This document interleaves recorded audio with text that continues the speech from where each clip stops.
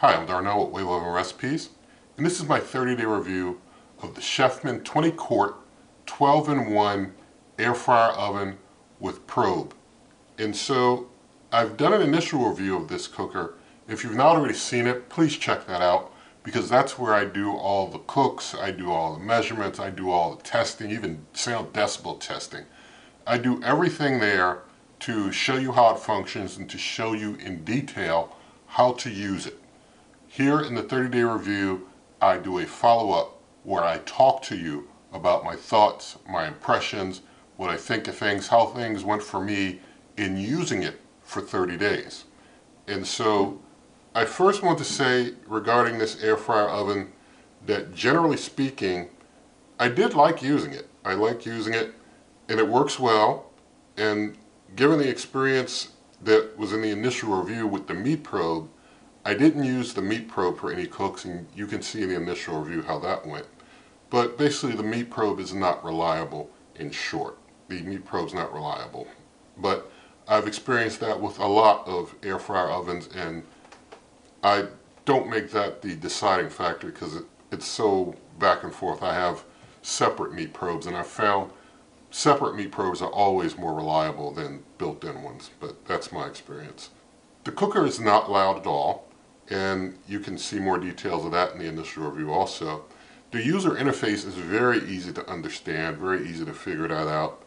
And the touch screen always recognizes my touches. With these newer cookers that don't have actual buttons but touch screens, sometimes them recognizing your fingertips is an issue. But this one always recognizes my touches, and so that's a very good thing. Now I do have to mention there's no dedicated off button on this cooker, but that's okay. If you just leave it alone for a while, it turns itself off. So once it cooks over, you just leave it be. It'll take care of itself. But no, there's no dedicated off switch if that's the type of thing that you prefer. Now I want to talk about the evenness of cooks, and I've got some pictures to show you in that regard. Basically, the first thing I want to show you is when I was roasting. I roasted 4 cups of hazelnuts at 375 degrees for 12 minutes, and I moved them around about halfway through. And so did no warm up or anything, just put them right in and go. And you can see in the photos how things went from cooking those.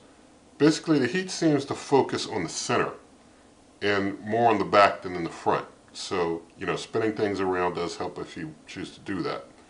In another case, I roasted 4 cups of peanuts for 1 hour at 275 degrees using air bake. I turned those around after 30 minutes. And you can see how those went in the pictures. But I was able to cook those up pretty well. And I used those in some pretty tasty peanut butter. There is a video here on the channel about how to make homemade peanut butter if you're interested in that. I also found that the meat probe holder, which I was concerned about earlier having set on the side of the cooker when it gets hot and such, I started to leave that on the side and it didn't get damaged at all. So it's okay to use the magnet that's on the meat probe holder and just leave that on the side of the cooker all the time. Even when you're cooking, it doesn't get damaged, so that's pretty good. Now the cooker does have a volume off button, which is a good thing because when I didn't need it, I'd turn it off. But I will say if you have the volume on, it's going to do a lot of more beeping. It's loud as far as the beeps. The cooker itself is not loud, but the beeps are loud. And if you get halfway through a cook or so, it's going to start beeping and nagging for you to open up and move things around. There's no way to turn that turn reminder off.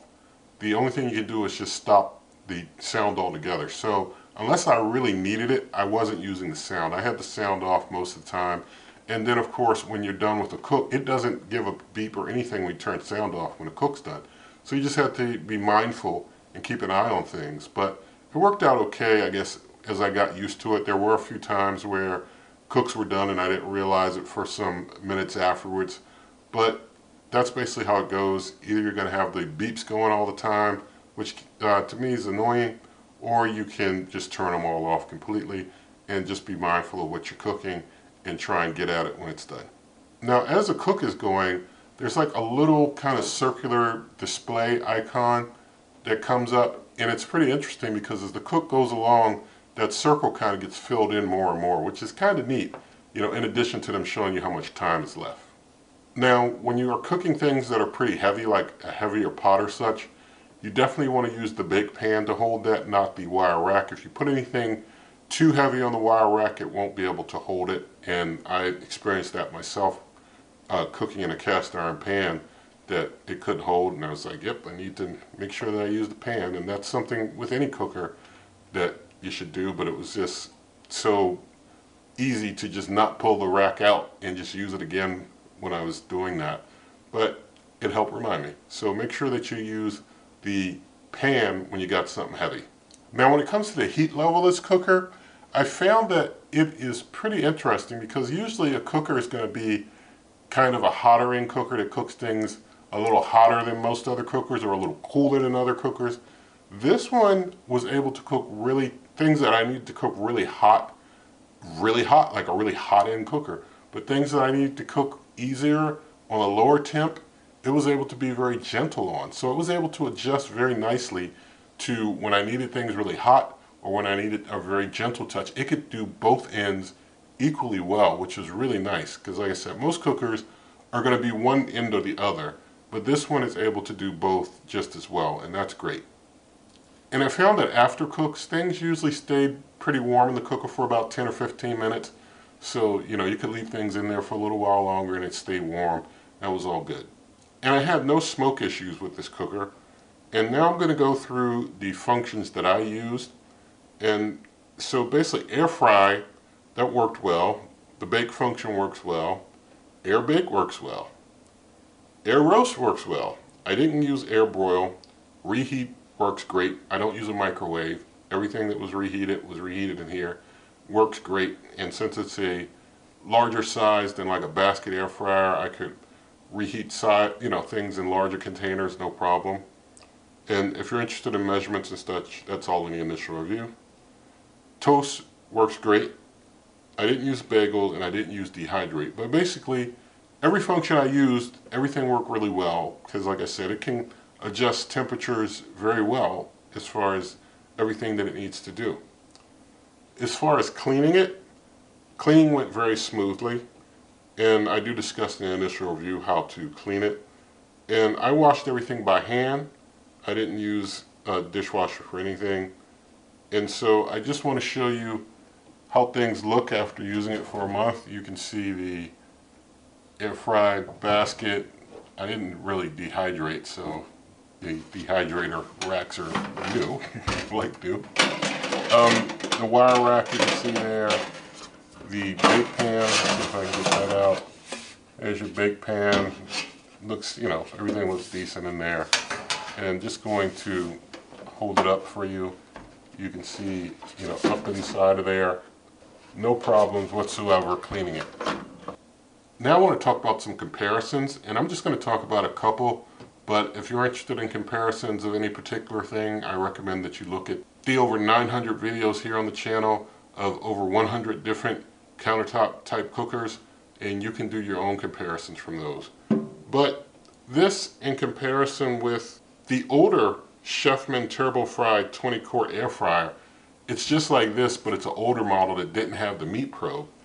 I found that I like this one more, because this one is able to adjust between high and low better. That older model tended to cook on the hotter end for everything. It really couldn't bring a lighter touch when I needed things cooked a little cooler. So even though I didn't use the meat probe in this one, still this one seems to be able to handle adjusting temperatures better, in my opinion, than the older model. Now I want to compare this Chefman to my present champ, which is the Ninja Prestige. And I'll say that overall, based on what they can do, they're both really on par with each other. It's just that the Ninja Prestige is larger. So for me, the Ninja Prestige is still my champ. But this one, if you need something this size, I mean, this is the champ for this size if this is all you need as far as size. But don't get what I like, get what you like, and get what you need for your situation. Now, nothing is sponsored in this video or any of my videos, and nothing given to me, no kickbacks or any of that type of stuff. And so there's lots of ways to help out the channel in the video description. Also, you can check out my blog, superwaveovenrecipes.com. Again, that's superwaveovenrecipes.com. In the video description, there's ways like buy me a coffee. There's ways like memberships, donations. There's the link to the Amazon shop where you pay the same price, help the channel. So lots of ways that you can help out. And so with all of that said, if you did like the video, please give it a thumbs up. Share the video with a friend, leave your comments, subscribe, hit that notification icon, and good eating.